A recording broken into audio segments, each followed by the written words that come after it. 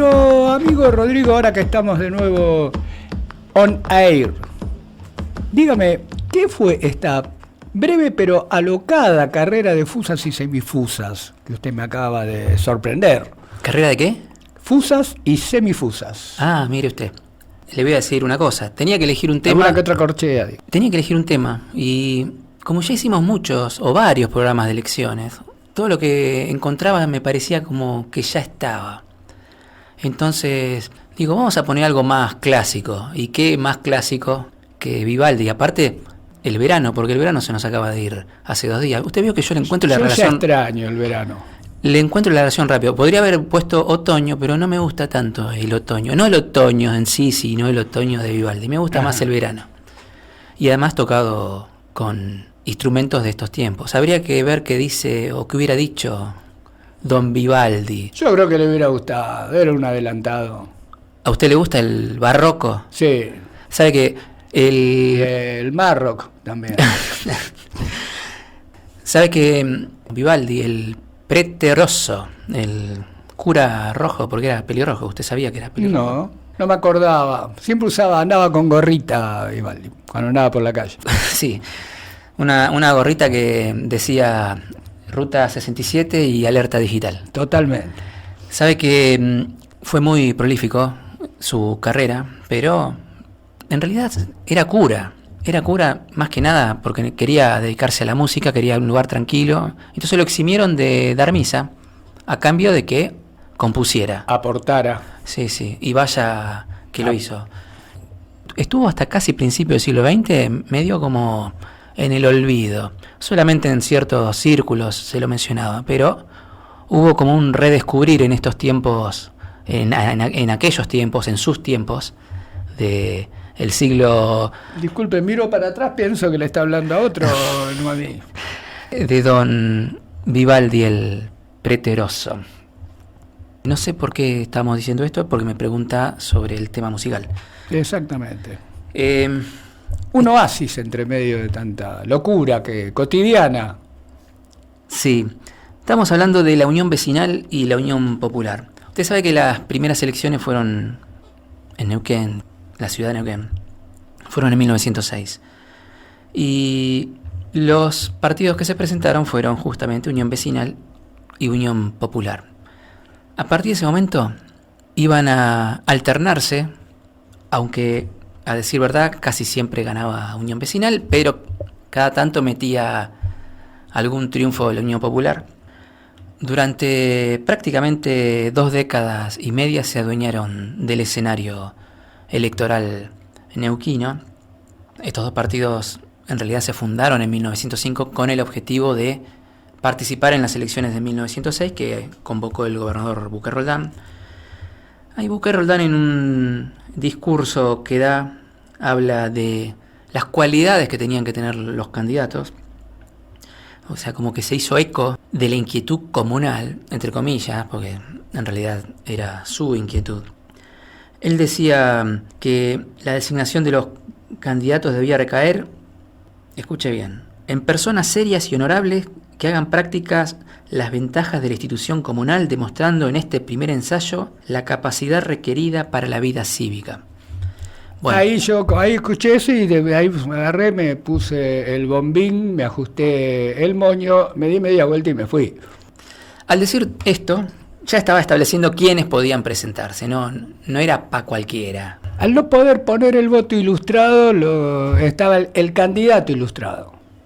El rol de los candidatos estaba reservado para gente que tuviera alguna destacada actividad económica, alguna destacada actividad social, también profesional. Si no correspondía con alguna de esas cualidades, no podía presentarse. El primer consejo municipal quedó integrado por 4 comerciantes y un maestro. O sea, estaba dentro del target, vamos a ponerle ese nombre, de los cuales había 2 argentinos, 2 españoles y un italiano.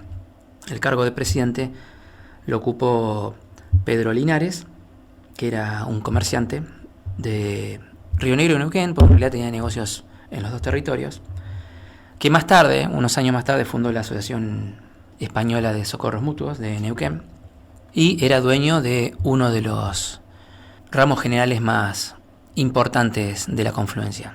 No había muchos, uno era el de él.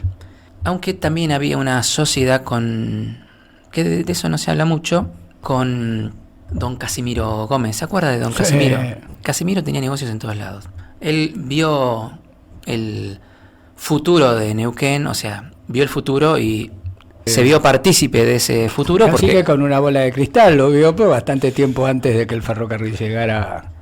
él se asoció en varios proyectos comerciales en la zona, no solamente con el tema de las tierras, después con la Sociedad Nueva España, sino que también negocio que había y que veía que andaba bien, él se asociaba. Él ponía capital, los otros ponían el trabajo. Dijimos, estaba perfilando una franja de la población que se perfilaba como los futuros dirigentes, el sector que iba a manejar el poder, que ocupaba los espacios electorales.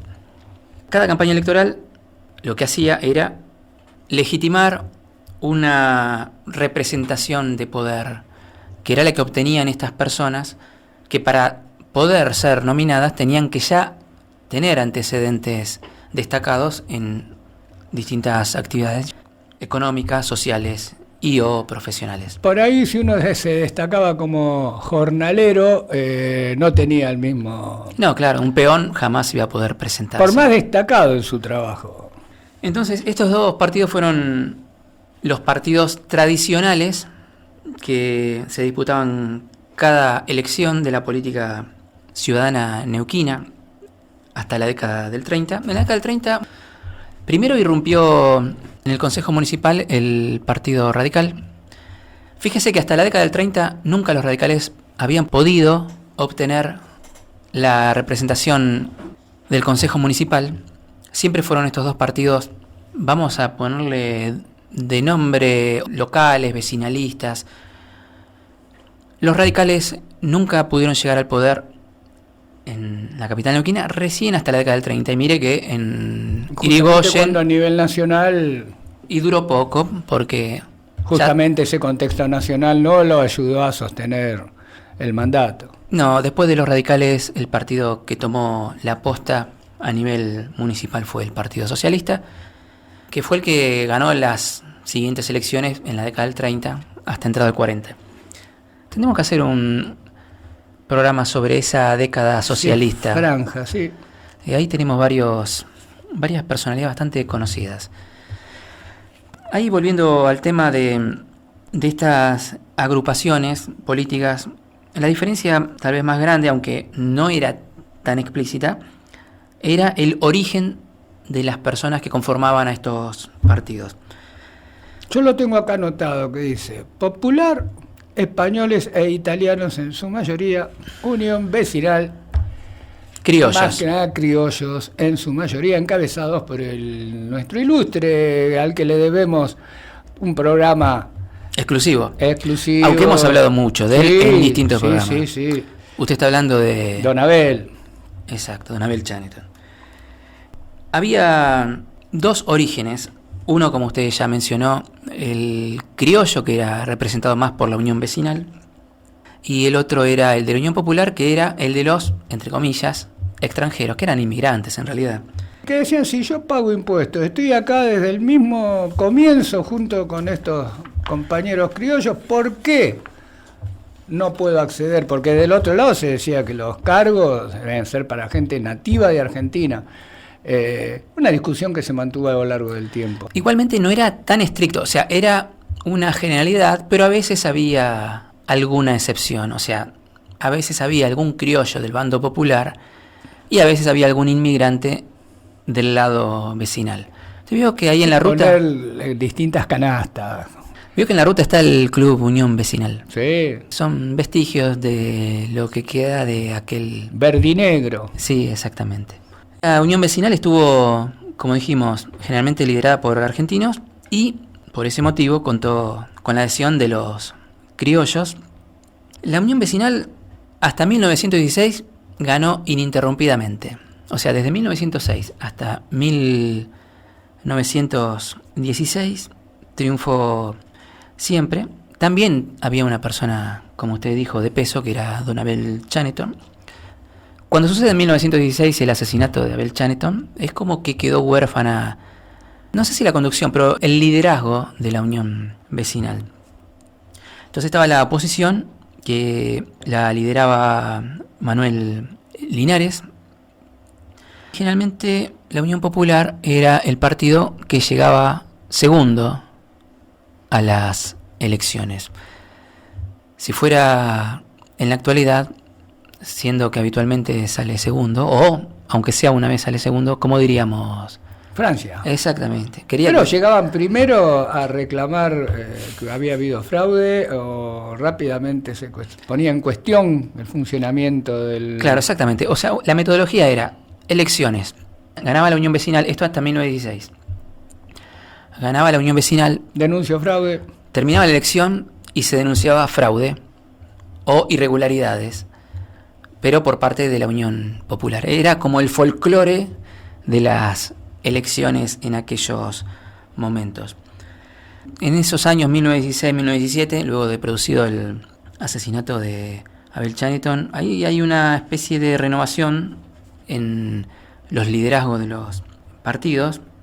Tenemos del lado vecinal a Miguel Mango y del lado Unión Popular tenemos a Enrique Carro, que era español. Lo que se suma a que para esa época ya hubo un aluvión de organizaciones y de partidos, a veces muy efímeros, como otros solo armados para elecciones y que se desarmaban rápidamente una vez perdida la misma. Podemos encontrar similitudes a lo largo y a lo ancho de la historia. Los candidatos o las personas con aspiraciones que no encontraban lugar en la Unión Vecinal o en la Unión Popular, por distintos motivos, hacían una colectora. Armaban un partido, entonces le ponían un nombre. Y tenemos varios partidos, pero esto empezó a surgir a partir del año 1914. Por ejemplo, el Partido Independiente, que era liderado por un español, Arsenio Martín. Martín era una colectora. Seguramente no encontró lugar en la Unión Popular y se armó un partido. En realidad él había pertenecido a esa agrupación, no le ofrecieron los cargos y se mandó por su cuenta, pero después obviamente estableció alianza, o sea, condicionó su apoyo. Es una especie de colectora con otra... Pero que contaba con un medio... Tenía periodístico. Un periódico, sí, el periódico Confluencia. Usted sabe que a Arsenio Martín lo hemos nombrado, y no muy bien, porque estuvo preso allá por 1904, en época de la fundación de la capital. ¿Bajo qué cargo? Estuvo un año preso, pero aparte, escuche, fue aquel que cuando se estaba por armar la fiesta de la nueva capital, de la inauguración, de la fundación, mandó un telegrama avisando de que el río Limay se había desbordado y que el agua le estaba tapando. El agua estaba entrando en el Chateau Gris. O sea, en realidad lo hizo para molestar a Bouquet-Rolland. Entonces Bouquet-Rolland se la tenía jurada. Un año después, por otra causa distinta a esta, le encontraron cualquier cosita. En realidad estaban buscando cualquier cosa. Se la encontraron y se comió casi un año preso. Pero bueno, después fue sobreseído sin que afecte su buen nombre y honor, entonces pudo presentarse a elecciones, estableció alianzas con los populares, en realidad pertenecía al Partido Popular, él era español, pero como no lo dejaban participar, armó su propio partido al que llamó Independiente. En realidad... Como a su diario. Sí, el diario que tenía... No, el diario era el diario Confluencia, perdón. El diario Pero era periodismo independiente. Sí, tenía el eslogan ese de periodismo independiente. En realidad era un partido de esos piantavotos, porque le estaba sacando votos al partido. Tampoco que le sacaba mucho, no es que tenía arrastre y que le sacó la mitad de la gente, nada. Le sacó algunos votos al partido. Aparte, los padrones eran muy reducidos. Después ahí, a partir de 1915, siguen surgiendo nuevas facciones partidarias, fuerzas políticas menores que a lo mejor se armaban para una elección y después desaparecían. Por ejemplo, en 1915 participó de la elección Liga de Vecinos Independientes. Después, en 1916, Liga de Contribuyentes. En 1916 también Partidos Unidos.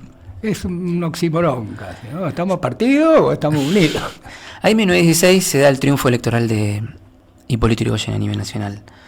Sin embargo, el triunfo ese del radicalismo no se traslada a las elecciones locales, regionales, sino que hubo que esperar hasta 1930, que por motivos obvios el golpe de Estado... Justo que habían ganado. Sí, justo que habían ganado, lo sacan.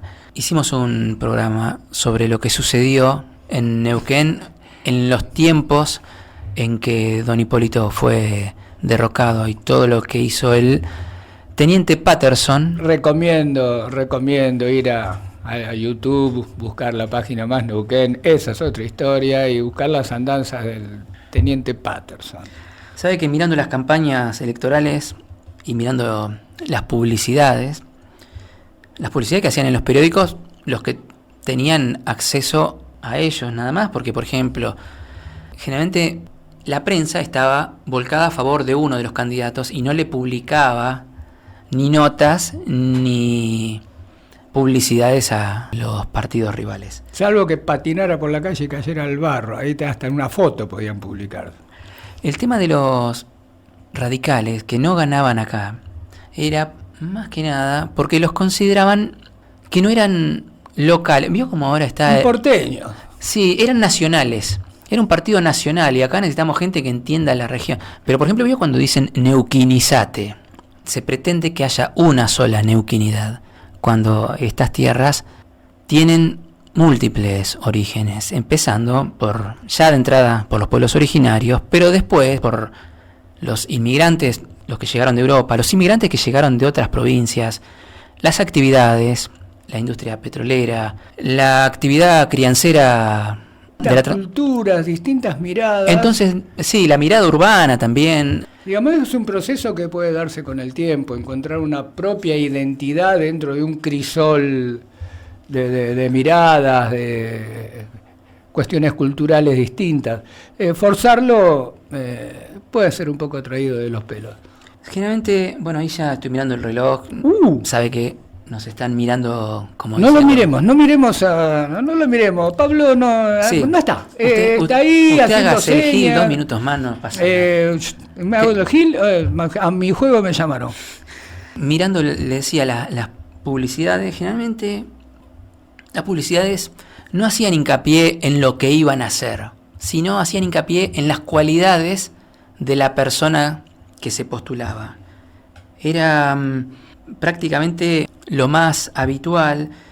Hablaban, por ejemplo, sí, de progreso, desarrollo, federalismo, pero no decían cómo se iba a lograr ese objetivo. La honestidad y la ciudadanía y su emprendedora vida lo ponen a la cabeza de las transformaciones que necesitamos, queridos vecinos. Usted debería ser jefe de prensa de alguna agrupación. Acá estoy. Política, sí. Si quiere dejo un número. Deje su WhatsApp. Generalmente las elecciones, como dijimos, para ir cerrando, terminaban con el folclore de siempre. Estamos hablando de esta época entre los inicios de la capitalidad hasta la década del 30. ¿Y cómo terminaba siempre? Una elección terminaba con la denuncia de fraude del que perdía, o la existencia de irregularidades, motivos por los cuales solicitaba que se anulara el resultado.